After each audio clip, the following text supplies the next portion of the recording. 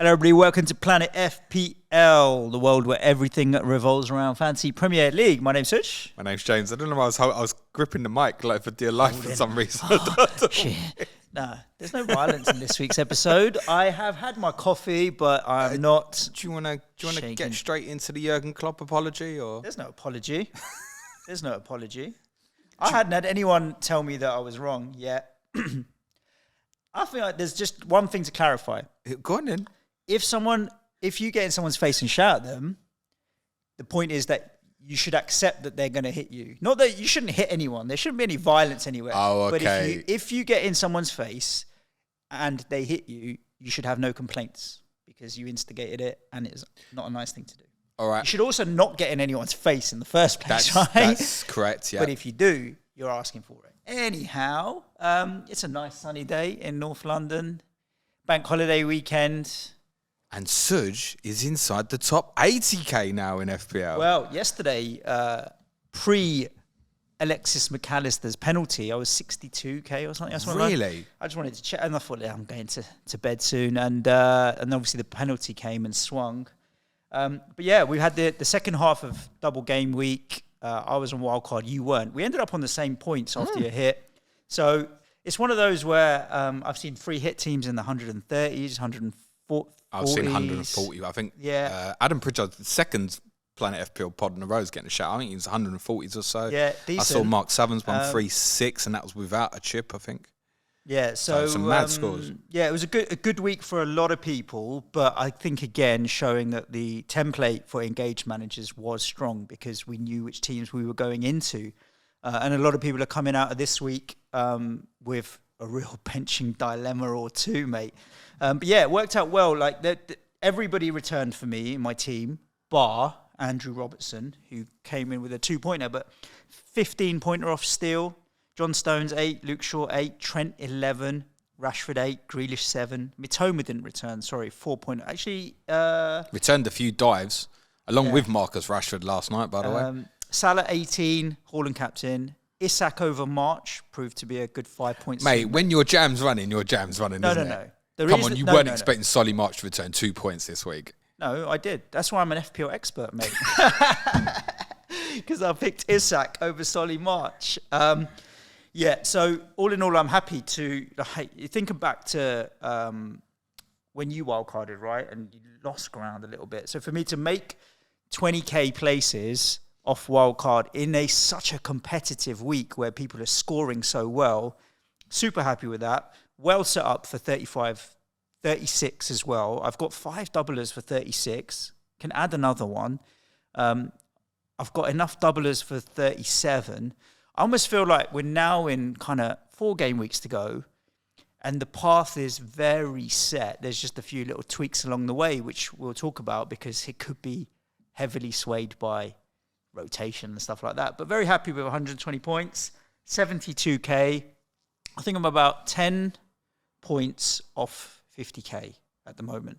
So my looking at it is if I can make up 5 points a week on the people above me, let's say, then that's 20 points that I can catch up in between now and the end of the season. And a gain of 20 points would take me about 35, 40k, and that would be cool. Top 25k is 35 points ahead of me. That's a lot to make up in 4 weeks. And top 10k is 60 points. If I offered you 99k now, would you take it? No. Good.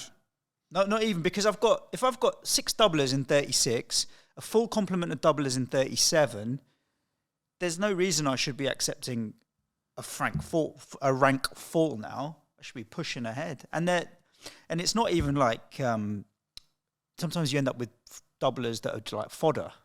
There's not a doubler in there that's fodder just because he's got a double, I've got him. Well, other than the Liverpool players, they've got doubles to go, haven't they? So and Liverpool got good fixtures. Yeah. So that's why it doesn't feel like that. So quite often... Sometimes you end up in a situation where... You get obsessed with the doubles and then you come out and they've got shit fixtures. Yeah. Or they're just shit players, sometimes. So, yeah, I definitely wouldn't. 50k or above would be great. And we keep pushing ahead. And yourself, you must have had a good green arrow. Yeah, I did. Just before I do that, I mean, essentially, Alexis MacAllister's penalty is what clinched a very good game week for me in the end. It would have been all right, but it ended up being a big jump right at the death. But I think it's interesting, the fact that what you see on socials quite a lot is, and I think particularly those who've wildcarded like you've just done, have probably found that the game wasn't what they'd hoping it would be versus those who went on the 26th earlier. But there are positive stories for every side of this, and there are negative sides for every story of this. So Suj had really good jumps with what you've done. Yeah. So you didn't wildcard in 26 and stayed progressively, kept chipping away, and have had a really nice jump over the last 3 weeks, which included free hit in 32, and then the wildcard came afterwards. Whereas for myself, you said obviously like I took a hit in when I wildcarded. Yeah, that first week was very unfortunate with the Liverpool 7-0, wasn't it? Iheanacho and Maddison missing chances for Leicester. A few things went against me. But other than that, I've been steadily climbing every week, right? So after I wildcarded in 26, I dipped back down to, it was about 450k. No, worse than that. So I wildcarded at 475, dropped basically to 600k in game week before game week 27. Now up to 201. So I've been chipping away at it my own way as well. So no matter what the strategy is, you will find positive stories and negative stories. There isn't necessarily a right and a wrong, even to the point you look at what's happened last night with that MacAllister goal, where I think up until basically the 98th minute of the 13th game of the double game week, everybody's going, the scores are quite similar. And this one felt like that one goal gave more of a swing to people than almost the rest of the week combined, ironically. So, and what's interesting about it is I only gained, I'm a MacAllister owner. Because I'm a Shaw owner and a Rashford owner, that obviously nicked 5 points off them. Yeah. But MacAllister, because he hit the bonus as well, was 8 points on top. So the actual penalty itself only gained me in terms of net score 3 points. And a lot will be in that situation because with many people, defender. Because many other people had United defensive, nearly everyone's got Rashford, and MacAllister is a relative differential in terms of live positioning. That 3 point difference actually was a big swing, because the effective was it's 8 extra points for a big differential. Everybody else has lost out a bit here. There was no assist on the penalty either, right? So it was all just MacAllister's points and ate away at a few others on bonus and stuff as well. So that, I think I was probably looking at around about, I was basically 250k roughly going into the game week. I think I'd probably been looking at about a 10k rise prior to the penalty, and I've landed up with nearly like 50k rise nearly. Yeah, it cost me 9 points, the penalty. Wow. Yeah, 9 points. That's I was on 129 at peak, and it ended up on 120. So if it's net free for me and cost you 9, it's 12 difference, isn't it? It's huge. Yeah. This week, I think a lot of people will go in without the need to make a transfer as it stands at the moment with the information we have. Like at the moment, my benching dilemma is 2 out of Trent, Robertson, Solly, March, and Trippier, and that's brutal. So the reality is I want to go into 36 and add a sixth doubler, so a third Newcastle player, potentially Callum Wilson or whoever else. And I need a little bit of money maybe to make that happen. I can roll this week and go in with 2 to make a double move in 36, which would be great. But we will get, there is going to be rumours and murmurings around rotation. Haaland, Grealish, Salah. There's loads of players that could be rotated. And I'm not yet sure, James, if I will react. Like I could, because of the depth in the bench, I'm not sure if... I don't like doing that. All season I haven't reacted to late team news. And I'm not sure I want to this time around either. I don't like it because I don't trust necessary rumours sometimes and what have you. Someone like Haaland can come off the bench and still tear it up, you know. I don't think Haaland will be rested because he doesn't get rested a lot. He's an absolute machine. And at some point he's going to say to Pep, let me go for this Dixie Dean record. Let me see if I can pick up another 12. And this weekend against Leeds, he could... What I would say is his answer when asked about the goals he scored versus the trophies he wants this year. Yeah. Afterwards was probably the most, you could tell it was a genuine, there was no individual thought about himself. It was like, yeah, please let me have them trophies rather than the goal scoring record and stuff. He's already breaking enough goal scoring records as he's going, isn't he? I mean, he'll just... But I'm ready to go again. But I do think... I like you think he'll start, and if they can get him off early, that's probably what they'll do, yeah. Yeah, because it's like... he doesn't... You know, in using an analogy from like fighting or UFC or whatever, sometimes when a fight ends and the fighter comes off and they're like, I didn't take any damage. He hasn't come off like sweating buckets or taking a knock or anything. He only touches the ball 20 times. He moves around and sprints a little bit, but he doesn't ever come off as if he's had a really intense game. Much harder in the Arsenal game than the West Ham game, for example. And so you come off and you're like, it was hard work, don't get me wrong. Like, I didn't take particularly kindly to his comments of they just wanted to sit behind the ball. Come on, mate. What do you want a team to do against you? But he wants the team to come out and press like Arsenal did, so they can run him behind. Yeah, but he didn't take a lot of damage. You know, it wasn't an intense game, so I don't think there was that issue for him particularly. So I think so. I'm unsure is the honest answer, and I think obviously a lot of people will be tuning into your stream, Andy's stream, or multi-screen streams, waiting for who's got like team news potentially. But I might just switch it all off. Unless there's any crazy news. What's particularly interesting, and this is a cautious point for everybody about tomorrow's deadline for Game Week 35, it's 1:30 p.m. UK time. Now, that's not going to be to everybody's liking, but it will be to more liking than is ordinary. So internationally, you mean? Yeah. For those down under that are listening, and we know we've got a lot of listeners from that part of the world, maybe a late night, I think. Maybe see if you can stay up till 1:30 a.m. in the morning or whatever time it is. For those, was it 5 hour time difference to the East Coast in America? Right now, they're 5 hours behind. So I think West Coast is 8, isn't it? Yeah. But East Coast is going to be, 8:30 a.m. in the morning? Yeah. Whereas normally it'd be like 6 in the morning or so. Yeah. So they can get up and potentially take in the news. That means that website, close to deadline, is going to be hot.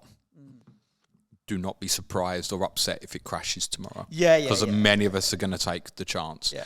And you absolutely need to know what your plan A or B is if you are planning on waiting for potential information right near the end. I suspect the way it's gone over the last number of weeks with Manchester City and the fact that they're playing at home, I think there's every chance there will be some Manchester City information prior to deadline. And that's going to make people want to wait till very, very late.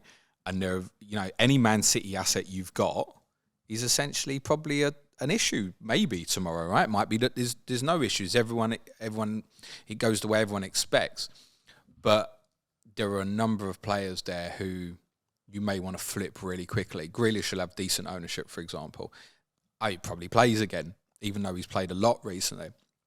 Phil Foden's probably due some minutes, though, right? I heard after the game, 13 games in a row Grealish has started in the Premier League. Yeah, and I think he's at a fitness level at the moment that my general take is that probably keep playing in. The form he's in as well. He's playing so well. He's working really hard defensively as well, actually. It looks like he's really kicked on really well, which is good to see. That's not to say he won't get a rest, because even the one person everybody thought was proof against it was Ederson, right? Oh, we get Ederson because he's the one Man City player we know is going to play. Oh, gosh, even that's not worked out. So I'm sure Ederson, for example, probably will come back in tomorrow. But it's nothing to say Grealish won't just get the rest, right? Yeah. Now, the one good thing with Man City assets versus many of the others where, say, I don't know, Mo Salah got a rest. Mo Salah's probably going to come on. If Jack Grealish gets a rest, he might sit on the bench. Yeah. He might just not get on at all, for example. And if City don't need Haaland, there's every chance he won't get on at all. I can't see in the situation tomorrow, if Haaland was left out the City team, that they're 3-0 up and they go, we're going to give him 20 minutes at the end. Like, because it's Real Madrid on Tuesday, on this occasion, I don't think that would happen. Just leave him out. So it might be that you don't need to thump around the captaincy or the bench as much as maybe you want if there's that sort of information late on. But I think you need to go into that final period tomorrow, if you're intending on making a decision late, to know what you're flipping if you're doing it. So for me, if I'm in a position where I've got Ivan Toney first sub, if I end up playing him at Liverpool, is that a disaster for me? No. Not at all. But based on how they're defending. But if I had the information, bearing in mind I've got 2 Manchester City players, if I got the information tomorrow that Alvarez if Haaland's not starting, I can probably assume that Alvarez will. Yeah, he started the last 2. Not only would I get him in, I'd probably get him in and captain him. Yeah, my thing with Alvarez, like if for most people similar in your situation, I can see why you would want to do that. And if you're going to put the armband on him, for me, I'm looking at 36, and I'm like, okay, well, Greenwood needs to go to Callum Wilson is my ideal choice right now. So if I'm thumping in Alvarez, and it's not for Haaland, it's for Greenwood, then I'm only keeping him a week and then moving him on anyway. Is it worth it? And I don't know if I want to use a transfer to get Alvarez in when I could look at just moving a midfielder sideways or something like that. I could even just downgrade Robertson to give me some money to make some decisions the week after, something like that. I'm really not that bothered about chasing something in that City game. It's away, is it? Or it's at Etihad, isn't it? Etihad. Yeah, and also how crazily ruthless are they going to be? They will arrive at the stadium before the FPL deadline. That's my point. That's why there's every chance there will be some information. I think for me, I'm just staying open-minded. I'll see how I'm feeling tomorrow. I'm open-minded to making a transfer. I'm not taking hits or anything for tomorrow or this game week, but I'll see if there's a transfer that I can make and I feel like it's not going to have an impact on 36 and 37, I'll go for it. Other than that, I'm going to keep my powder dry and just kind of take it easy and see where we go. So it should be fun. Let's talk about some of these games because the doublers the doubles. Let's not, because I had a good week for a change. 1, 2, 4 for me, -4. I thought we'd been through your... No, we never got there. Your Linden's heroes. Still 15. What are they called? Linden's? Ledley's Kings, mate. Ledley's Kings, that's it. Only, talking of which, I know it's an important weekend for people, but as everybody knows, there's only 2 Kings in my life. That's Ledley and Chicken. Still 15 points, Trent 11, Luke Shaw 8. Good handball that, wasn't it? Marcus Rashford 8, Jack Grealish 7, McAllister's 12, Salah 18, Captain Haaland 32, Tony 7. Mitoma 4, Trippier 2, the letdown. Interestingly, the bench only 10, and it looked like a bench could potentially really go off. In terms of this week, as it stands now, the real dilemma I've got is probably Watkins versus Tony. The intention for me at the moment would be to play Ollie Watkins at Wolves, not because I think he'll go off and because I think Liverpool are good defensively, like I don't. Just could Wolves reacting to the Brighton 6-0, could they have another bad day? I don't necessarily think they do, but they might. So I'd rather play Watkins at the moment. The intention, as I said, if there was no Haaland, is probably Tony to Alvarez. If I had news that Haaland was starting and Grealish wasn't, the other one I'm thinking in my mind right now I can do now he's back fit is Henry to Ake. Because with Grealish and Haaland as well, what it's worth saying is, if they're not in the team, I don't want to lose these players. I want to keep them for what's to come. So I'd be looking at a few alternatives. I've only got 0.6 in the bank. None of that midfield 5 is going for me at the moment. I think if I was to bin one, it would be Alexis MacAllister, and it just doesn't feel justifiable to do so. So it's more about, can I eat into a Tony or an Alvarez, or if Alvarez wasn't playing, maybe even considered, like what you said, go Isak or Wilson now, and probably Henry to Ake or Botman to Ake, if I come to the conclusion that I want to steam into Wilson and Isak next week. Yeah. Correct. So those are the kind of alternatives that I'm considering in mind. If there's no information, I'm rolling. And I think for many people, it is a good week to roll. Considering the doubles to come, 36 and 37. And we started this podcast and Suj said it's a really nice day. In North London. 19 minutes in and it's absolutely lashing it down.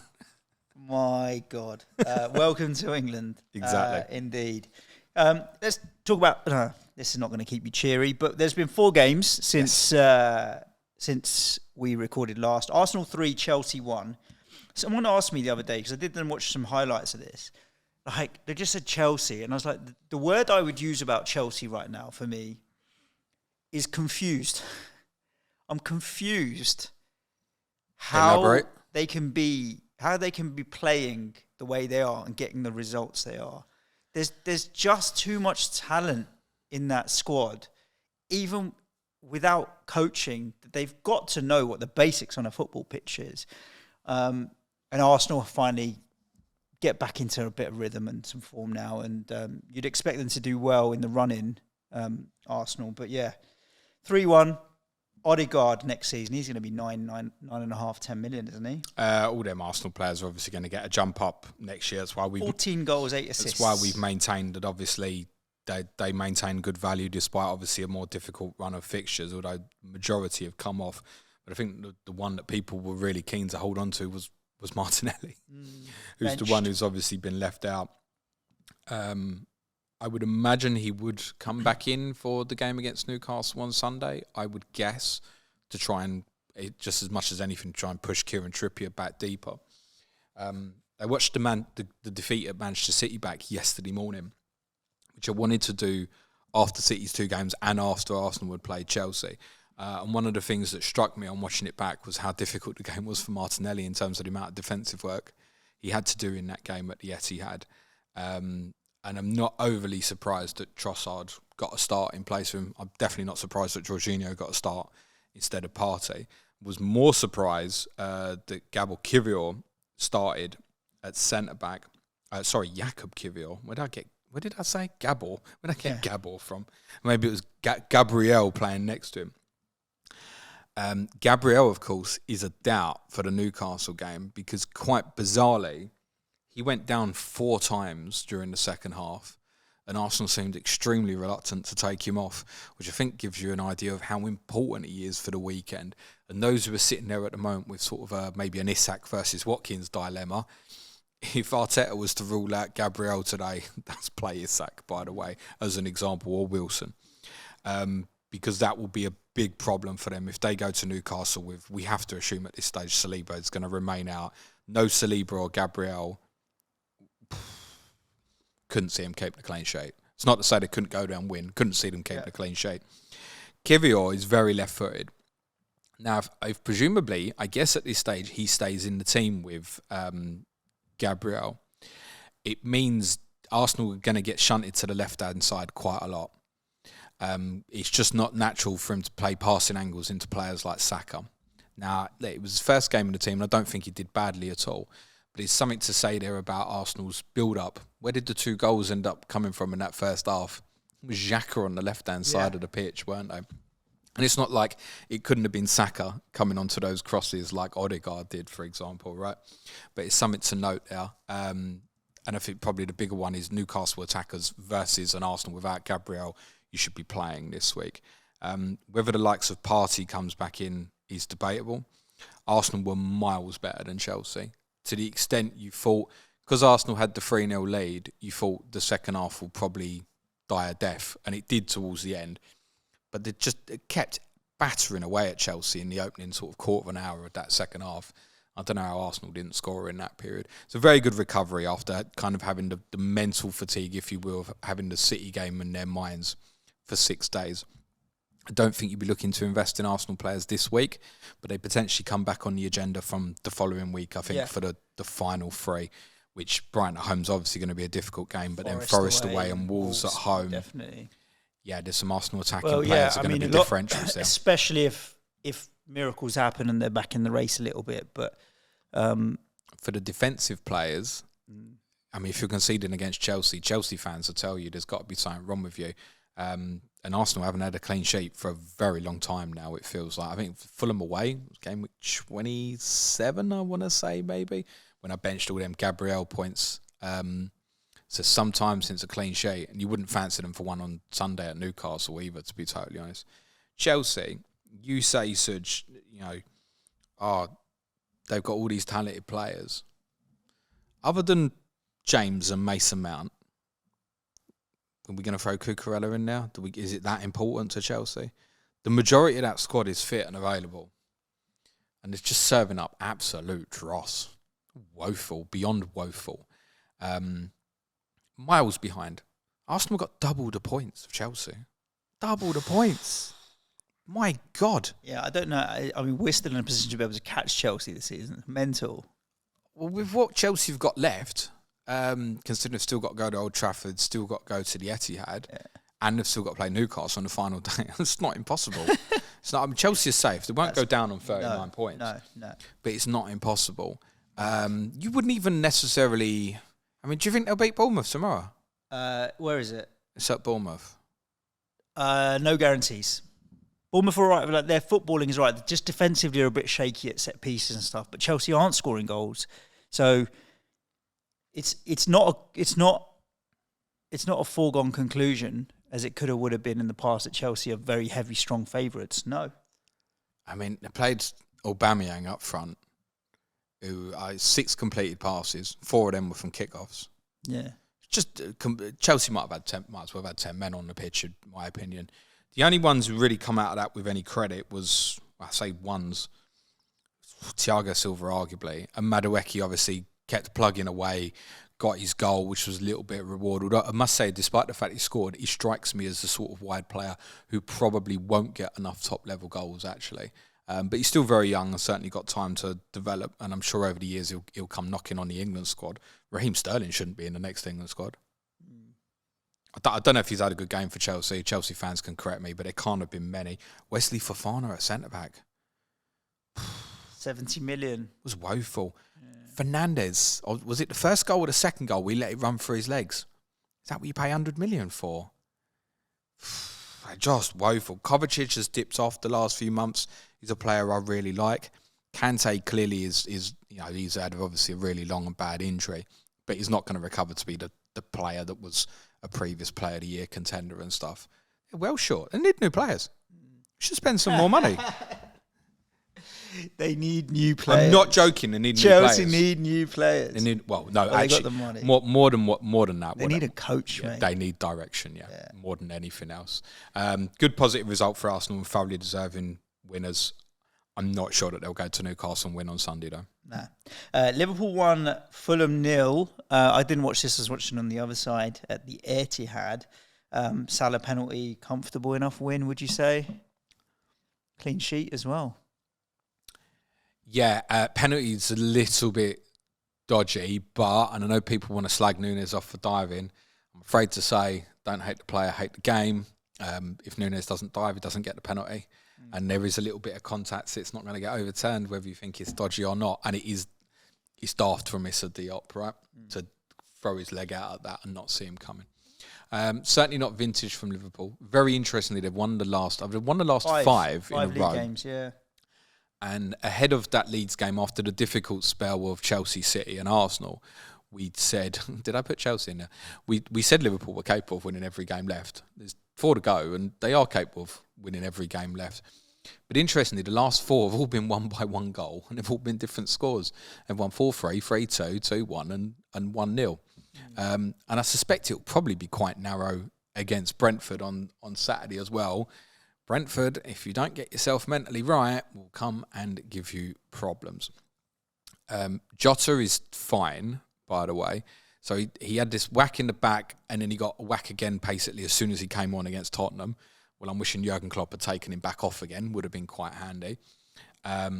Diaz started both of the last 2. Now, based on what we'd said on Monday, we said, well, Diaz won't start all 3 of these, will he? We want to ease him back in, but that's clearly not happening. No, but then I don't think Diaz starts tomorrow against Brentford. Yeah. I'd be surprised that Liverpool, we know, work on the traffic light system. If he's given the green flag, he's fine to play, and Klopp wants to start him, then he'll play again. But I imagine he probably won't start tomorrow. So there's every chance, like Jota, Gakpo, there's every chance they'll come back in.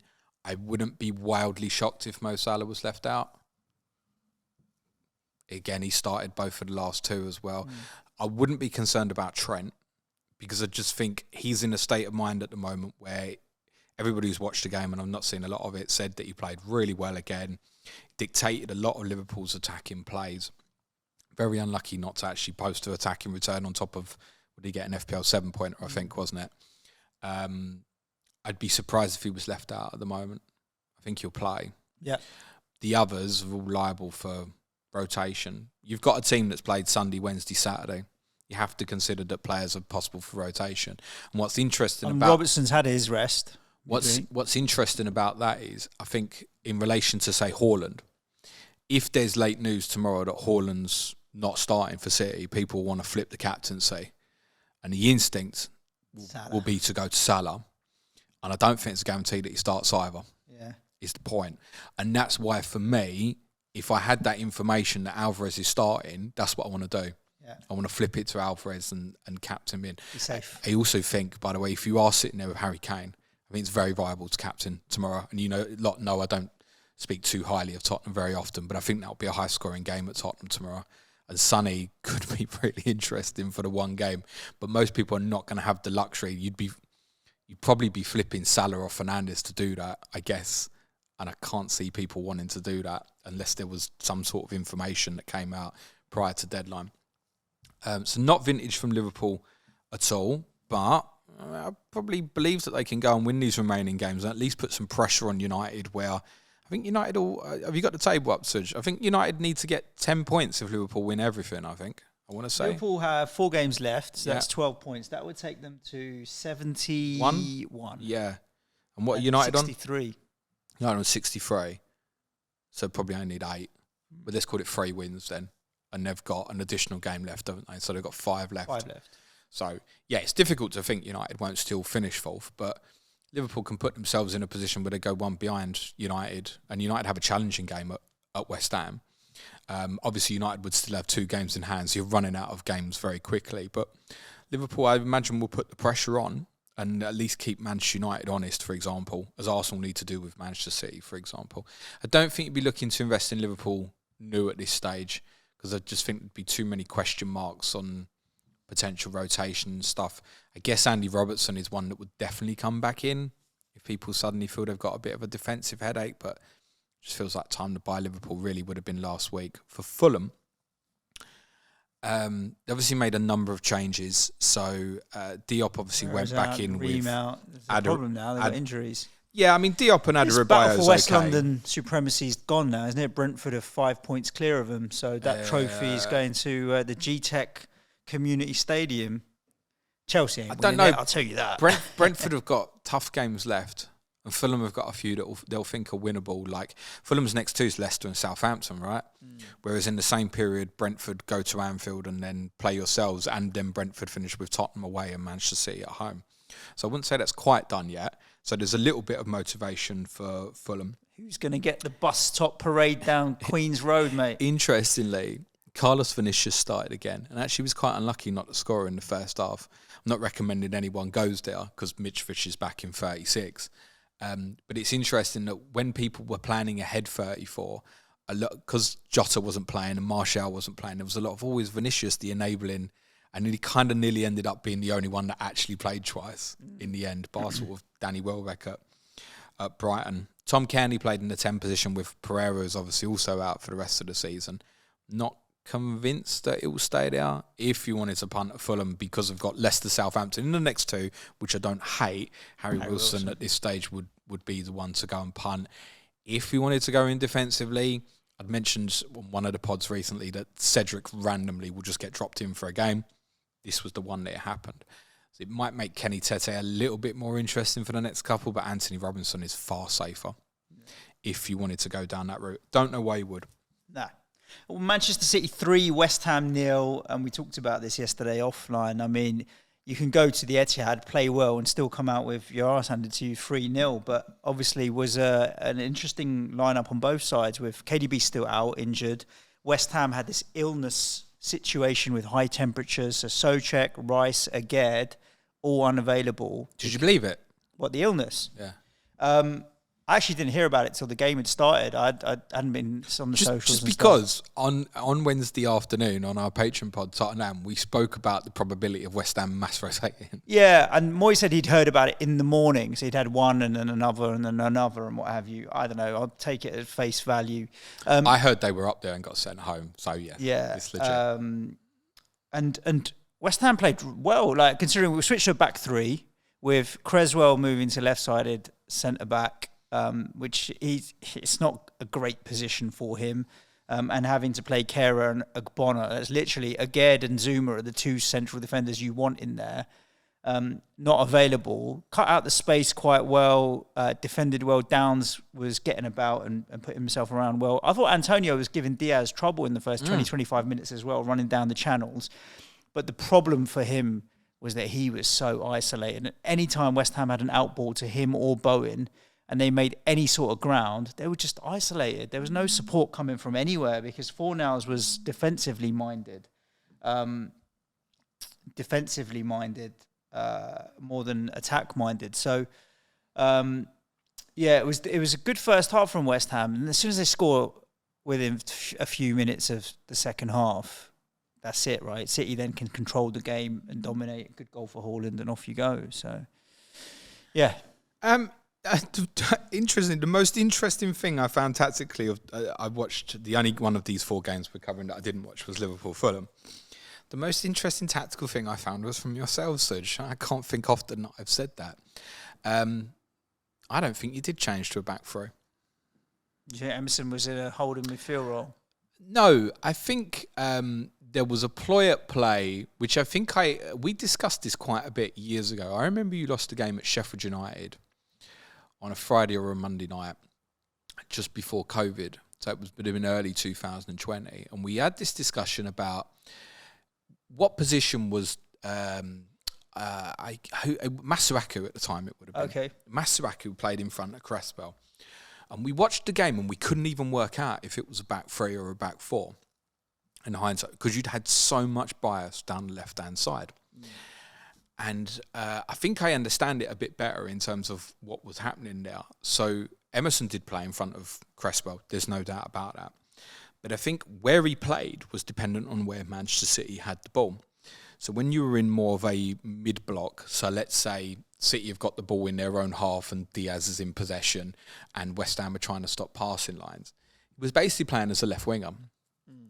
When they got the ball into, let's say, your final third, he was instant to drop back into left back. So basically define it as kind of a mid-block, you're playing with a back 4, and a low block when you've gone very, very deep and protecting your penalty area, he's gone into left back. And I thought it was quite interesting. And I don't know if on reflection, it's something West Ham have been doing for years when you've played a back 3, and I've just never particularly noticed before. But even when you did have possession as well, there was a lot of bias down that side. So the best moments you had in the game was when Emerson started linking up with Paquetá, who I thought was really good, actually, tired as it went on. But you can tell he's a very good player. And I think he picked up the burden and responsibility with obviously Declan Rice not being available. And you saw that midfield 2 of Downs and Paquetá and thought, oh my God, you're going to be in so much trouble here.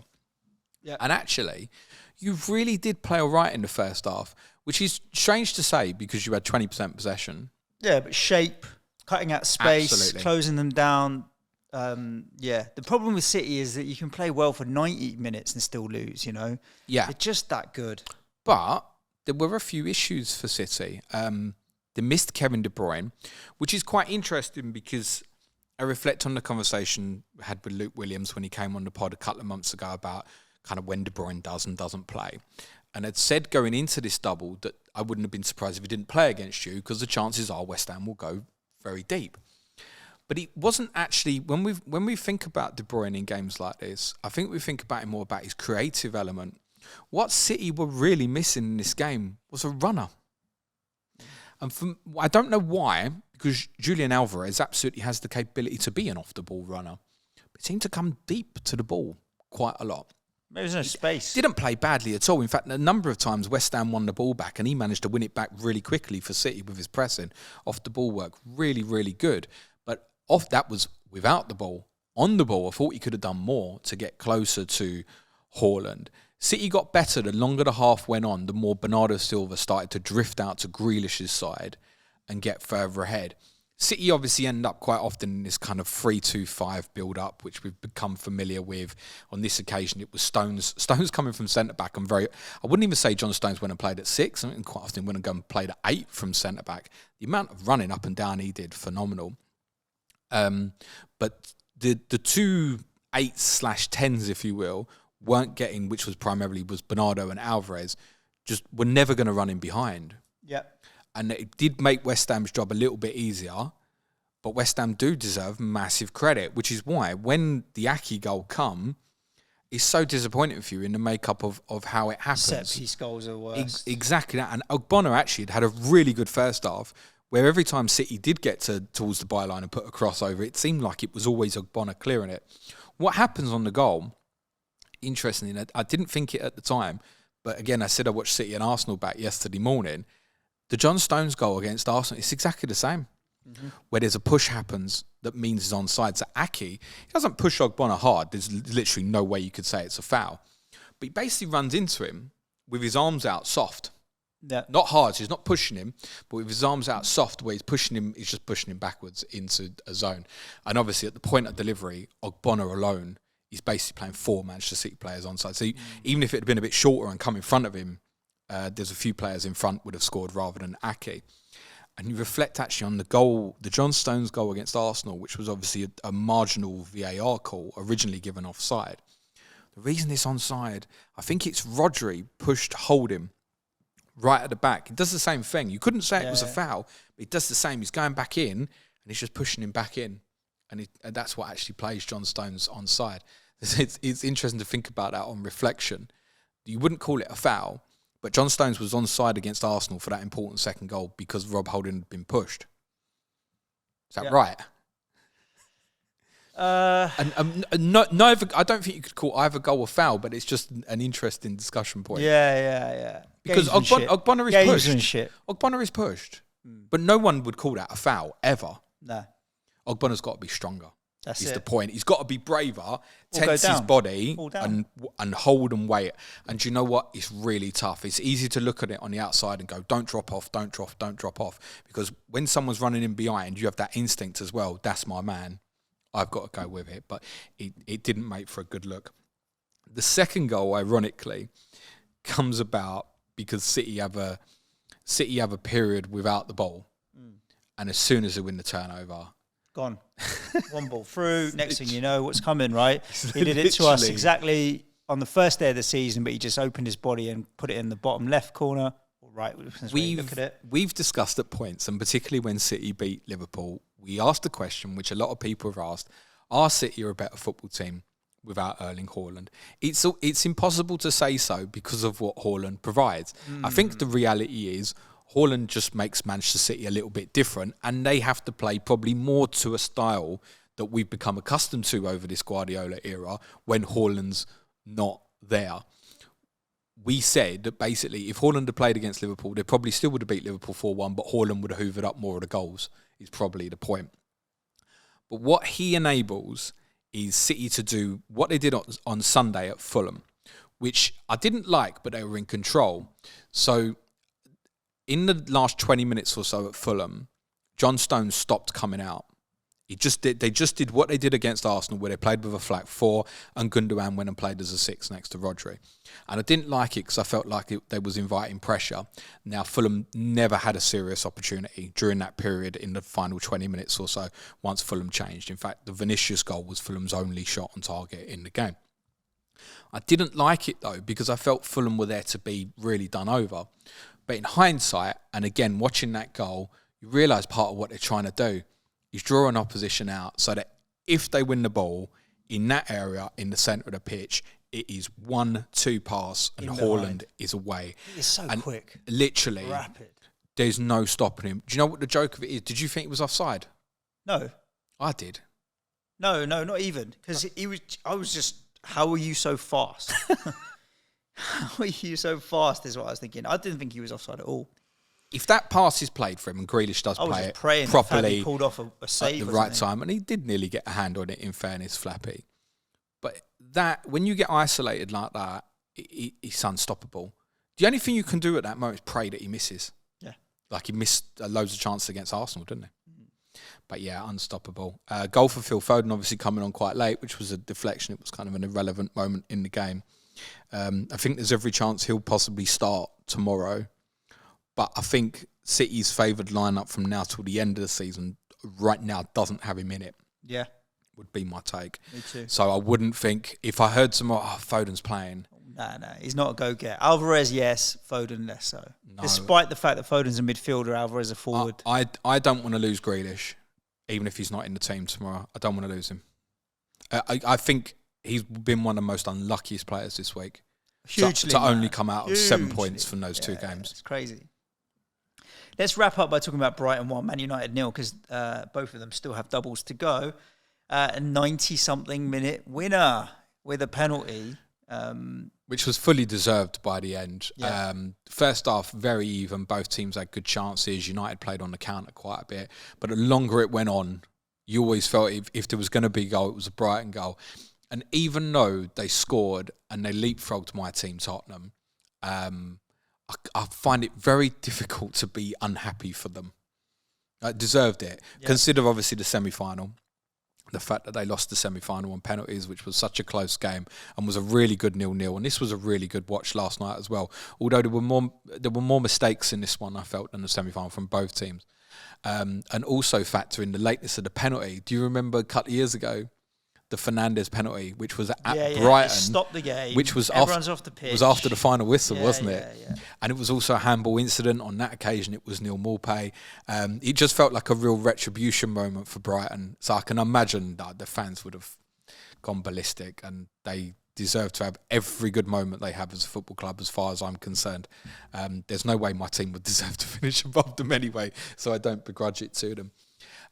Before we talk more about the game, though, Suj, we've got to talk about Fight Club because it's kind of the theme of this week, right? Have you seen the incident with Anthony?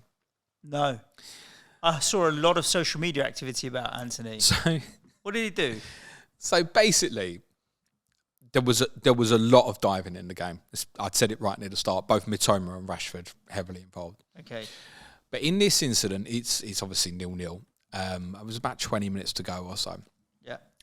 And the game was reaching a period where it was just getting a bit kind of bitty. There was more niggly fouls and stuff.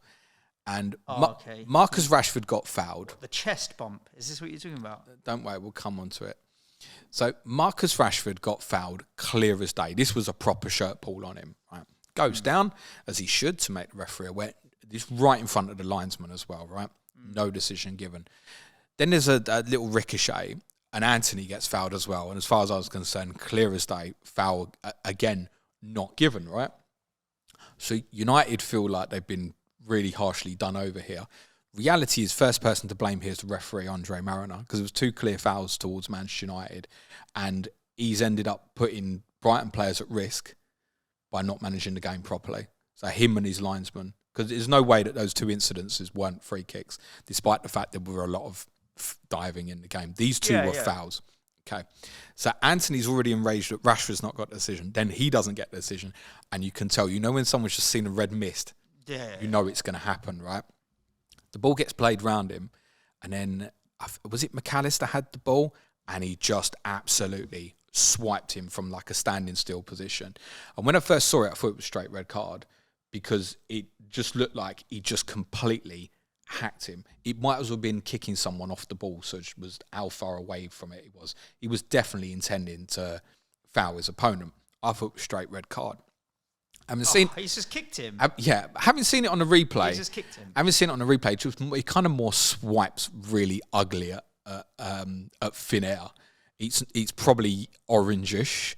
It's the intent that could make it red. Fine, didn't have a problem. What I have a massive, massive problem with is what happened afterwards. So clearly that's at minimum a yellow card, the foul from Anthony. I think everybody would agree with that, right? Yeah. So then Lewis Dunk comes into his face, right? Captain of Brighton, trying to defend his player who's just been hacked. I can completely understand that, right? And then he and Anthony go at each other, right? The result afterwards is that Anthony gets a yellow card and Lewis Dunk gets a yellow card. How does Anthony get away with the two incidents and only get one yellow card? This is a massive, massive failure in football refereeing. That this is widely accepted that that's not two yellow cards for Anthony. Of course it is. He didn't raise his hands, Anthony. Did Lewis Dunk? Yeah, he pushed it with his hand. So Anthony didn't. Face. No, Anthony chested him. Really? Yeah. So we don't think that's a yellow card as well? Well, this is coming back to the conversation how of, much if you get in my face, you deserve a smack. Could you do to someone with your chest standing? If we had to fight, how much damage am I going to? How much damage am I going to do pushing you in the chest? If I'm standing in front of you and we're fighting, my first instinct is not let me chest you. No, that's weird in itself. To be honest, chesting someone deserves the yellow card chest bumping for doing goal celebrations rather than pushing someone. Why is he? What does he think? He's got pecs of steel. My point is, I don't care. he should have had a second. That's a yellow card incident with Lewis Dunk. That's the point. Squaring up to each other. Ignore the foul. Forget the foul happens, right? If that one incident happens, isolated on itself, do they both get yellow carded? Probably, yeah. No, it's not probably. It's 100%. Okay, they both get booked. So why in that incident, when Anthony's committed a foul, which is arguably a red card in itself anyway, does he then not? Because referees are... I don't know if they're scared of making... I don't get it. Like, I was confused with the Ruben Diaz on Antonio, where he wiped him out in the first 10 minutes or something. It's a clear yellow card. He's wiped him out. Why is he not giving it? It was, yeah. Because it's early in the game, because it's at City, because it's home, because Diaz then gets in his face and he's like, no. It's like, it's a yellow card. I think referees are scared sometimes of making the difficult decision. That is bottled the yellow card. That Ruben Diaz on Antonio. And here again, it's just like, if I give him one yellow, then at least I've given him something and I don't need to really go by the letter of the law. But there's no way that what Lewis Dunk there, one offence is the same as Anthony's. 2 offences. One very bad offence and also the second offence. It just doesn't make sense, and it absolutely needs looking at. I want to see Anthony topless. I want to know how big his chest is. That's not the first time that's ever happened. No. Where someone's committed a bad foul, then 2 players react, and it ends up being the same. That's just not logically right there. So Anthony needs to, after if Lewis Dunk pushes him and Anthony walks away, and they get the same treatment, fine. In any case. I just thought that was quite funny considering the theme very much was Fight Club this week. Brighton did a few different things in the game. So given away very much by Adam Lallana in pre-match interview, said you'll see something different from Moises Caicedo. Because most people saw the team were like, what is going on? No right back in the Brighton squad with Joel Veltman unavailable and no Pascal Gross either. So Caicedo played right back. MacAllister played deeper position with Gilmour. Buonanotte played again. Right midfield. Mitoma played, and diving aside, don't know how he didn't return in the game. Some of his finishing was atrocious, and he also should have given Enciso a tap in after a couple of minutes. And actually, Anthony could have scored in the first minute or 2 as well. Welbeck played up front. Welbeck dropped deep a lot. Yeah. The problem when they played all the kids up front against Nottingham Forest, they didn't have someone to come and drop short and create that real link between the 6s and the 8s. And Danny Welbeck did that really well last night, I thought. Solly March was really positive when he came on as a sub. He had one run and shot, Suj. I'm very scared to say who it reminded me of. Son. It reminded me of Gareth Bale. Oh, okay. The way he just kept coming in and beating people and then managed to reverse the shot towards the far top corner. It was a great effort. I'm not comparing March with Gareth Bale. I'm just saying that particular run reminded me of him. I do think there's more to come from Solly March, not necessarily even just this season, but in the future. I think there's a real player beginning to develop there, which we shouldn't be surprised. All these Brighton players are developing and improving. He's 28 years old. Yeah, it makes him like a grandfather compared to this team. So you've got Buonanotte played, Enciso. He's so good, Suj. I never knew until De Zerbi came in. I never knew what Solly March was. Was he a right back? Was he a right winger? Was he playing midfield, up and down, wing back? Covered at left back a lot as well. Yeah, now he's got that right-sided attacking 3 behind. He's got a position now. If you said to me what's his position, I feel like now he's got one. But prior to that, I heard Enciso played well as well. Really good. So Buonanotte is a kid. Enciso's a kid. Gilmour, who's hardly played for them since he's gone there, he had a decent game as well, I thought, actually. And you do look at him and remember back to he played for Scotland at Wembley against England. He was so good, wasn't he? And so he basically ran the game. In a De Zerbi style football setup, he really should excel, actually. Played well. He's a baby. You feel for all these guys that you want them to stay at Brighton, don't you? Because a lot of people will be sniffing around and you think you can see an Enciso or someone go into a bigger club, then bench all the time, never really getting minutes. The thing is, the way he's now, because until the last sort of 3 or 4 weeks, he wasn't on radar. I think of Ferguson's unavailable at the moment as well, but we thought he was due soon, right? He's getting close, Evan Ferguson. But Enciso's going to keep getting minutes, by the way. I don't know if he's going to be regular starts, but a 4.6 is he up front? Yeah, 4.6. I mean, if you haven't got a third Brighton at the moment, he should be really under consideration for you, even this week, arguably, with Everton at home, particularly if De Zerbi was to come out. I don't know if he's got a presser today or not, but if he came out today and said, Ferguson won't make Monday, I'd imagine Enciso would I imagine Enciso will start again anyway on Monday. In the future games in 36, 37, there's no guarantee he's going to be playing regularly. It's like people going, is Danny Welbeck nailed? Exactly what I said on Monday. Is Danny Welbeck going to play Newcastle away in 36 on the Thursday, Southampton at home on the Sunday in 37, and then Man City at home on the Wednesday? Danny Welbeck is probably not playing 3 games in 6 days in terms of starts in any case. And even if that was the plan, he'll probably break down by game 2 anyway, wouldn't he? Unfortunately. But he was really good last night. They've got babies. So if MacAllister goes, and it looks highly likely he is going to go, then you've got someone like Enciso now is really putting his hand up to make himself available. They'll go and find new gems. They're a team of kids. We have them already. Kids. They have, Suj, the highest XG in 2023. Wow. Yeah, but it doesn't surprise me. Not in the Premier League. In Europe's top 5 leagues. Mad. Brighton and Hove Albion, highest XG in 2023 in Europe's top 5 leagues. Mad. What a good team they are. United had some good moments in the first half. Interestingly, later on in the game, they switched Martial and Rashford's position. I didn't think that particularly worked, actually, because I thought it was right for Rashford to stay out there and really test Caicedo, and Martial didn't particularly when he went out to that side.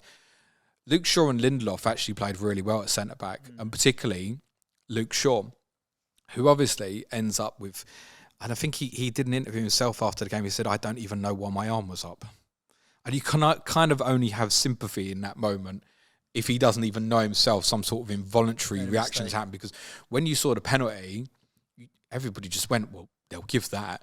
Originally, Andre Mariner went to the VAR, and you could see that all he was being shown originally was the steal, and he was just going to give the penalty.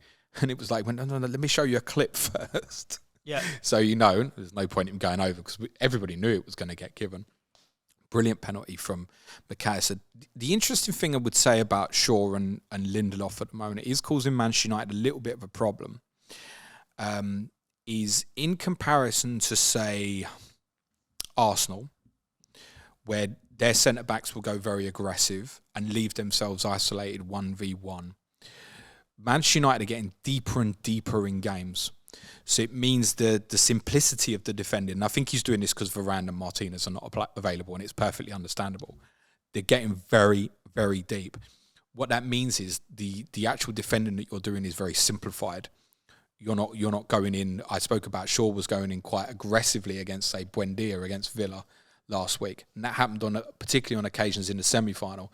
But in the latter stages of this game, they just got deeper and deeper and deeper. In terms of the actual defensive work, fine, but you're not asking them to play high lines or anything like that. What it means is teams are finding it easier to control and get out and up the pitch against Manchester United because the aggression, you can't come and then press properly from the front because the detachment from back to front would be too big. I like that. What? Hearing that. What? Because against Liverpool and Arsenal, we've been able to be aggressive. Oh, you're playing them Sunday, aren't you? Yeah. Yeah. I'd be glad if they sit in a little bit and let us come at them and press and try and really put pressure on their back four. I imagine the success you'll have on the game will be defined by how well Antonio does or doesn't play. And whether or not any of these guys are recovered from illness. Because, again... and can you draw... Rice and Souček one difference you'll have in terms of that game on Sunday as opposed to last night, obviously Brighton have had a lot of the ball. I didn't check the possession statistics, but I imagine Brighton would have had 60-odd%, I would guess. But United will have more against you. So in terms of them coming out together... Bang on 60. No, I'm not surprised. They'll come out together. So you might find that ball over the top is more likely for Antonio than it was for Brighton last night, ironically, just because United have more of the ball. So if United lose a turnover in the defensive third, it will be easier for you to just ping it over the top. Brighton don't want to do that anyway, right? They want Welbeck to drop in short, as done last night, and then spin from there. On MacAllister, which is the big headline from FPL, he's always been called Mac 6, Mac 8, Mac 10. I mean, for last night for me, I don't know about you, so it was just a Big Mac. But despite the fact he was deep, he's still very heavily involved. He had a really good effort from the edge of the box in the first half. He had a shot that De Gea did really well to save, actually, which comes to him on the edge of the box from a corner, which De Gea would have seen really late, and it was a really good save, actually. And then obviously he's on the penalty. He'll be on set pieces and stuff as well. Is he the ideal solution, as in, is that the Brighton player I would go and buy now? No. Yeah. And I realise there's certainly a fortuitous element to those returns last night. I cannot justify moving him on to a March, for example, though. Right now, if I was to invest in Brighton, I'd probably only want to go one defensive still, like if I was wildcarding this week. Purely, when I say still, I mean still, not necessarily still. It'd probably be a Stupinan, would still be top pick. Purely because there's still Newcastle away, City at home, Arsenal away. There's enough tough games in there where I don't think there'll be that many clean sheets. No. So I still think it would probably be March versus Matoma. I'd be extremely tempted to go in Siso at this stage and then make a week-to-week decision whether he started or not. I think he'll keep playing towards the end of this season, and I think he's a very good player. Cool. Well, look, James, the deadline is like now a day and a bit away. What do the listeners have to look forward to as we get ready? We've talked about our transfers and what have you. Not a lot. Differential show on Patreon today. And for advanced tier patrons, team news stream is now going to be tonight. It was going to be tomorrow morning, but I've had an argument with the wife, and it's now going to be at 7 p.m. The usual. Actually, no. Okay, we didn't have an argument about it at all. Listen, we need to, when we start the Differential show, being the theme of the week is Fight Club, and you've just mentioned an argument with the wife. I have a story to tell, but I'm going to save it for the patrons. I can't wait. And you need to, once I've told it, my wife works here in the office as well. She's here today. She will, it was a funny story. Okay, fine. A Fight Club story with my wife for Differential shows coming. Deadline stream will be at 12:30 p.m. UK time on YouTube tomorrow ahead of the 1:30 p.m. deadline. There'll be no Q&A bit afterwards because I'll be straight out the door going to White Hart Lane, obviously. Nothing from us on Monday. There's very obvious reasons for that. It's 3 Premier League games for a start on Monday. It's a bank holiday Monday, so fuck it, we're taking the day off. It's the final day of the Championship season at 3 o'clock. It's the final day of the League 2 season at 12:30. So enjoy the football on Monday, and we'll be back on Tuesday for the Game Week review. Wednesday will be Sky, Clash of Correspondence Thursday and Friday next week. Newcastle versus Brighton. FPL Bibs, FPL Seagull ahead of the 36 double, and also Leicester Liverpool with Aaron Lager and Dan Lord next Friday as well.